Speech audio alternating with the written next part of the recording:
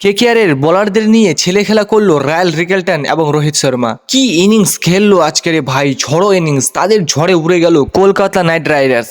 Kolkata Knight রাইডার্সের bowling দেখে আজকে মনে হলো ভাই এভারেজ। এই বোলিং লাইন আপ নিয়ে ভাই বেশি কিছু এক্সপেক্ট করা যাবে না। যা বোলিং দেখলাম, যা জঘন্য বোলিং দেখলাম, এই মানে বোলিং দেখার পরে কোনো কেকেআর ফ্যান মানে আশা করতে পারে না যে এবার 2026 সালে তারা ট্রফি জিততে পারে।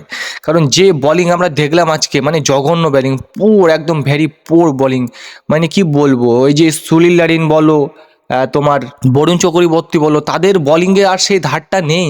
2024 বা 23 সালে যেভাবে তাদেরকে বোলিং দেখে আমরা অভ্যস্ত, তাদের বোলিংয়ে যা ভেলকি ছিল, জাদু ছিল, সেই আর ভেলকি জাদু দেখা যাচ্ছে না। বরুণ চক্রবর্তী টি-20 বিশ্বকাপে আমরা দেখেছি, মানে টি-20 নাম্বার 1 বোলার, কিভাবে তাদেরকে পেটাই করছিল, মানে সব দেশের ব্যাটাররা বরুণ চক্রবর্তীকে একদম ধুয়ে দিয়েছিল। সেই পুনরাবৃত্তি করলেন আজ 2000 আইপিএলের প্রথম ম্যাচটাতে। মানে কি বলবো, আর বরুণ চক্রবর্তীর সেই ধার নেই আর বোলিংয়ে, মানে একদম জঘন্য বোলিং করছেন বরুণ চক্রবর্তী। আজকেও 4 ওভার বোলিং করে 48 রান দিয়েছেন, কোনো উইকেটই পাননি। বরুণ চক্রবর্তীকে সবাই এখন মানে কি বলবো, সবাই এখন মারছেন, তার সবাই টেকনিক ধরে ফেলেছেন বরুণ চক্রবর্তীর। আর মুজারাবানি, কার্তিক ত্যাগী, বৈভব আরোরা কেউ ভালো বোলিং করতে পারেনি ভাই। একটা কথা আছে না যে ম্যাচ জেতায় ব্যাটসম্যানরা আর টুর্নামেন্ট জেতায় বোলাররা। বোলাররা যদি ভালো কিছু না করতে পারে তাহলে ভাই মানে অসম্ভব, চ্যাম্পিয়ন হওয়া তো অসম্ভব, সুপার 4-এও কোয়ালিফাই বিশাল একটা টাফের ব্যাপার। যে বোলিং দেখলাম কলকাতার প্লেয়ারদের কাছ থেকে, সেই বোলিং নিয়ে ভাই বেশি কিছু এক্সপেক্ট করা যায় না। মানে চ্যাম্পিয়ন তো দূরের কথা, সুপার 8-এ কোয়ালিফাই করা একটা প্রশ্ন আছে। এখানে যদি পাথিরানার মতো প্লেয়ার মানে যোগ দেয়, তাও কিছু করতে পারবে না মনে হচ্ছে। কারণ পাথিরানা একাই কি করবে, যেখানে মানে অকশনের পর কেকেআরের বোলিং নিয়ে মানে এক কথা হচ্ছিল যে সব থেকে সেরা বোলিং লাইন আপ হতো কেকেআরের হয়েছে। মানে পাথিরানা, মুস্তাফিজুর রহমান, হর্ষিত রানা, আকাশদীপ সিং, তারপরে হচ্ছে তোমার কার্তিক ত্যাগী, বৈভব আরোরা, যেখানে তোমার ভালো ভালো বোলিং লাইন আপ, মানে এখানে অসাধারণ বোলিং ছিল। সেখানে ভাই 4টা প্লেয়ার ছিটকে যাওয়াতে কেকেআরের একদম বোলিং দশা একদম জঘন্য হয়ে গেছে, খুব খারাপ হয়ে গেছে। 4টা প্লেয়ার নেই ভাই। পাথিরানা তো ইঞ্জুরির জন্য এখনও কেকেআর দলে যোগ করেনি। মুস্তাফিজুর রহমান তো বাদ, তার সাথে রুল আউট হয়ে গেছে হর্ষিত রানা, আকাশদীপ সিং। তো ভাই কেকেআরের বোলিং লাইন আপ খুব দুর্বল হয়ে পড়েছে। যে বলারগুলো আছে তারা খুব মানে কি বলবো, ডোমেস্টিকই তারা ভালো কিছু করতে পারেনি, এবং আইপিএলের মঞ্চে তারা তো পরীক্ষিত নয়। বৈভব আরোরা একটু পরীক্ষিত। বৈভব আরোরা 2024 সালে ভালো বোলিং করেছিলেন, কিন্তু সেই বৈভব আরোরা তো আজকে ভালো বোলিং করতে পারলেন না। তিনি 4 ওভারে 54 রান খেয়ে গেলেন। মানে কি বলবো রে ভাই, যেখানে কেকেআর 220 রান তোলে প্রথমে, সেখানে ভাই মানে ইজিলি চেস করে দিল মুম্বাই ইন্ডিয়ান্স। মুম্বাই ইন্ডিয়ান্সের কোনো কষ্টই হলো না, মানে এলো আর দেখলো আর জয় করলো। মুম্বাই ইন্ডিয়ান্সের হয়ে royal Rickelton Rohit Sharma opening করতে এসে কি ঝড়ো ইনিংস খেললেন রে ভাই, মানে কি বলা যাবে। আর এসেই যা পেটাই শুরু করলেন, এক একটা বলারকে যা মারলেন, কোনো বলারকেই তার দাম দেয়নি ভাই। আসলেন, দেখলেন আর জয় করলেন। খালি ছক্কা আর চারের খেলা। রোহিত শর্মা তো ভাই 78 রান করলেন মাত্র 38 বলে, এবং তার সাথে সাথ দিয়েছিলেন রায়াল রিকেলটন, তিনি করলেন 43 বলে 81 রান। ভাই দুজনেই কেকেআরকে একদম উড়িয়ে দিল, ধুয়ে দিল, জাস্ট ধ্বংস করে দিল বলা চলে। যারা যেভাবে ব্যাটিং করেছে, কেকেআরের বোলিং লাইন আপ তাদের সামনে দাঁড়াতেই পারেনি। এই বোলিং লাইন আপ নিয়ে ভাই বহুত কিছু এক্সপেক্ট করা যায় না। আর কেকেআর দলের সব থেকে বড় সমস্যা হলো তাদের একটা লিডার নিয়ে। ক্যাপ্টেন্সি তো ভাই রিঙ্কু সিং ঠিকঠাক করেছেন, রাচিঙ্কা রাহানে তো ইঞ্জুরির জন্য তিনি বাইর হয়ে গেলেন মানে মাঠ থেকে। তো তখন রিঙ্কু সিং যা ক্যাপ্টেন্সি করলেন ঠিকঠাক, কিন্তু তাও ভাই একটা লিডারের অবশ্যই দরকার। যেমন রজত পাটিদার আরসিবির ক্যাপ্টেন, কিন্তু লিডারকে বিরাট কোহলি। ওদের টিমের সামলাচ্ছে কে? বিরাট কোহলি। আরসিবির টিমে মানে বিরাট কোহলি একমাত্র লিডার, মানে রজত পাটিদার খাতা কলমে ক্যাপ্টেন, কিন্তু ম্যাচ মানে কিভাবে পরিচালনা করতে হবে সেটা করেন বিরাট কোহলি। আর সিএসকের হয়ে ক্যাপ্টেন হতে পারেন মানে তোমার ওই ঋতুরাজ গায়কোয়াড়, কিন্তু ওদের লিডারকে মাহি ভাই। মহেন্দ্র সিং ধোনি মানে ওদের দলটাকে পরিচালনা করে, কীভাবে কোথায় বোলিং করতে হবে, কোথায় ব্যাটসম্যানকে পাঠাতে হবে, সব পরিচালনা করে কি মাহি। আর কেকেআর দলে সেটাই হচ্ছে অভাব। কেকেআর দলে একটা যদি লিডার থাকতো রে ভাই, যেমন মাহি আছে, বিরাট কোহলি আছে, রোহিত শর্মা, সূর্যকুমার যাদবের মতো একটা লিডার থাকতো না, তাহলে কেকেআর ভাই অনেক কিছু করতে পারতো। যেটা 2024 সালে শ্রেয়াস আয়ার যেটা করে গেছিলেন, সেটা মানে একটা লাগবে, সেরকমই একটা প্লেয়ার লাগবে। শ্রেয়াস আয়ার তার সাথে ভাই গৌতম গম্ভীর 2024 সালে যাদের কম্বিনেশন ছিল না, দুজনই লিডার ছিল, এই জন্য কেকেআর 2024 সালে চ্যাম্পিয়নটা হতে পেরেছে। আমরা শ্রেয়াস আয়ারকে দেখেছি 2025 সালে পাঞ্জাবকে একদম ফাইনালে নিয়ে গেছিলেন। তাদের একটা ভাই ভাই মানে একটা না কি বলবো, লিডারশিপ, একটা দুর্দান্ত লিডারশিপ শ্রেয়াস আয়ারের মধ্যে। সেই শ্রেয়াস আয়ারকেই মিস করছে কেকেআর। কেকেআর দলে একটা তো লিডারের অভাব সত্যি দেখা যাচ্ছে, একদম চোখ বন্ধ করে এটা বিশ্বাস করতে হবে যে কেকেআর দলে একটা লিডারের অবশ্যই সমস্যা আছে। আর ম্যাচের ব্যাপারে কথা বললে প্রথমে ফিল্ডিং করার সিদ্ধান্ত নেয় মুম্বাই ইন্ডিয়ান্স, প্রথমে ব্যাট করতে পাঠায় কলকাতা নাইট রাইডার্সকে। কলকাতার হয়ে ঝড়ো ইনিংস খেলেন ভাই রাচিঙ্কা রাহানে, ফিন এলেন। শুরুবারটা কেকেআরকে ভালোই দিয়েছিলেন, কিন্তু তার পুনরাবৃত্তি করতে পারলেন না পরের প্লেয়াররা। মানে ফিন এলেন মাত্র 17 বলে 37 রান করেন, আর রাচিঙ্কা রাহানে 27 বলে 50 করে নেন। তার সাথে 40 বলে 67 রানের একটা ঝড়ো ইনিংস খেলেন। ক্যামেরন গ্রিন 10 বলে 18 রান করেন, আর আঙ্কিশ রঘুবংশী 28 বলে 51 রানের একটা ঝড়ো ইনিংস খেলেন। রিঙ্কু সিং 21 বলে 33 রান করেন, আর রামনদীপ সিং 4 বলে 4 রান করেন। সেই দৌলতে কেকেআর 220 রান করেন। এখানেই একটা প্রশ্ন, যেখানে রাচিঙ্কা রাহানে আর তোমার ফিন অ্যালেন এত ঝড়ো ইনিংস খেলেন, ভালো একটা স্টার্ট দেন, পাওয়ার প্লেতেই 78 রান করে দেন কেকেআর, আর 100 রান মাত্র 7 ওভার 5 বলে তুলে নেন।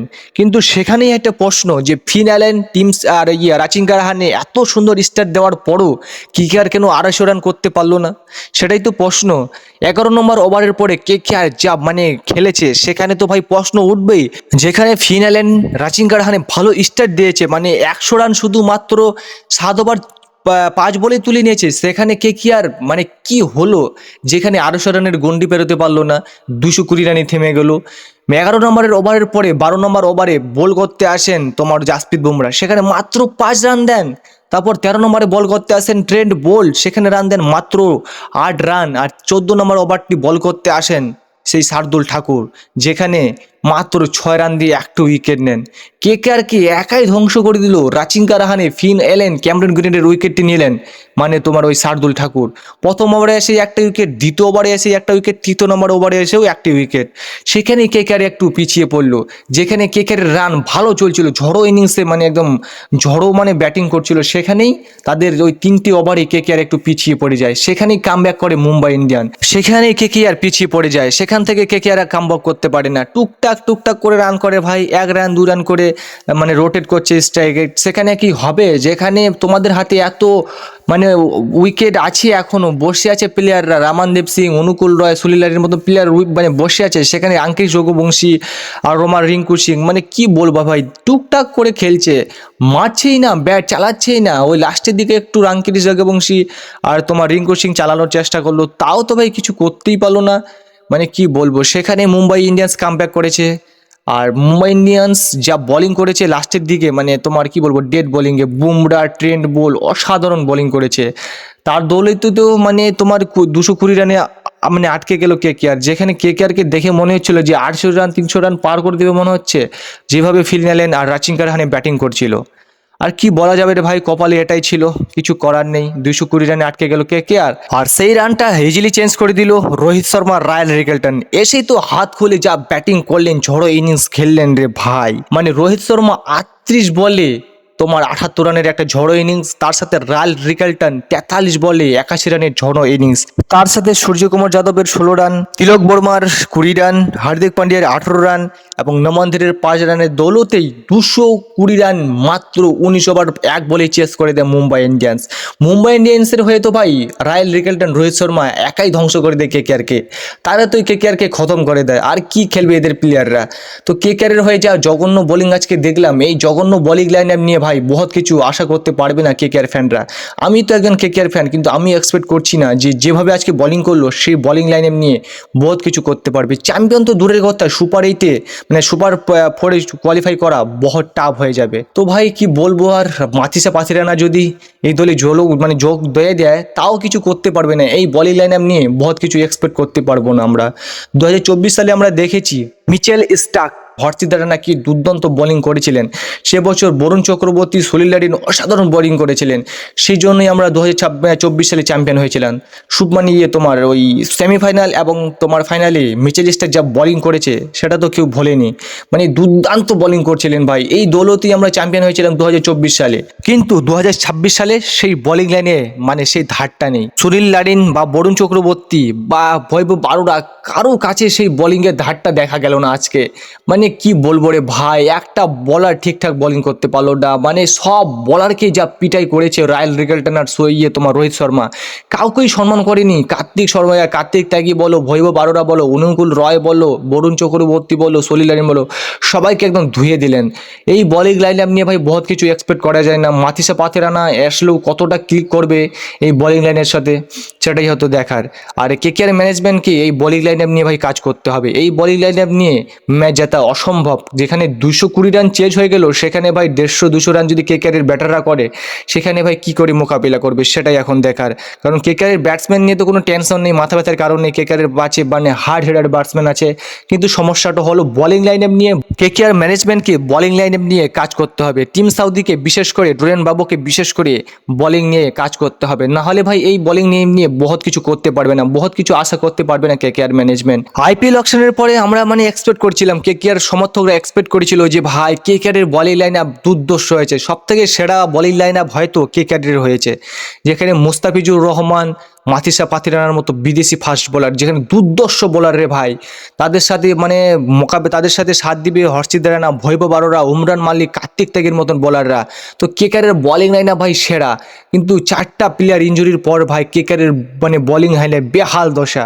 যেখানে আকাশদীপ সিং, হর্ষিত রানার মতো প্লেয়ার তো রুল আউট, তার সাথে মানে তোমার ওই মুস্তাফিজুর রহমানের বাইরে মানে আইপিএল থেকে এবারে কি বলবো বাদ দিয়ে দেওয়া, তারপরে তোমার ওই মাথিসা পাথিরানা এখনও টিমের সাথে যোগ না দেওয়া। তো কেকেআরের ভাই বেহাল দশা বোলিং লাইন আপ নিয়ে। আর মুজারাবানি ভাই টি20 বিশ্বকাপে যেখানে আমরা দেখেছিলাম দুর্দান্ত বোলিং করতেন, কিন্তু আজকে সেই বোলিং লাইনটা তো দেখা গেল না। কারণ বিশ্বকাপের পিচ হয় ভাই আলাদা মতন, আর তোমার ওই আইপিএলের পিচ হয় বাটা পিচ, যেখানে বল একদম ব্যাটে ঠিকঠাক মতো যায়, একদম ভালোভাবে যায়। তো সেইখানে মুজারাবানি কতটা সাকসেসফুল হবে সেটাই তো দেখার। আজকে তো দেখে মনে হলো মুজারাবানিও সেই ফর্মে নেই। টি20 বিশ্বকাপে যেভাবে খেলেছিল তার ধারে কাছে বোলিং করতে পারলো না মুজারাবানি। তোমাদের কি মনে হয় বন্ধুরা, যে কেকেআরের বোলিং লাইন আপ কি পরবর্তী ম্যাচে মানে তোমার ওই অনেক পরিবর্তন করতে পারবে? সেই আমূল পরিবর্তনটা দেখা যাবে নেক্সট ম্যাচে। কেকেআর কি ভালো বোলিং করতে পারবে পরবর্তী ম্যাচে? আপনাদের কি মনে হয়? আপনাদের মতামত কমেন্টে অবশ্যই জানাবেন। আর আপনারা যদি এই চ্যানেলে নতুন হয়ে থাকেন আর এরকমই ক্রিকেটের ইন্টারেস্টিং ভিডিও পেতে চান, চ্যানেলটিকে অবশ্যই সাবস্ক্রাইব করুন এবং আমার পাশে থাকুন।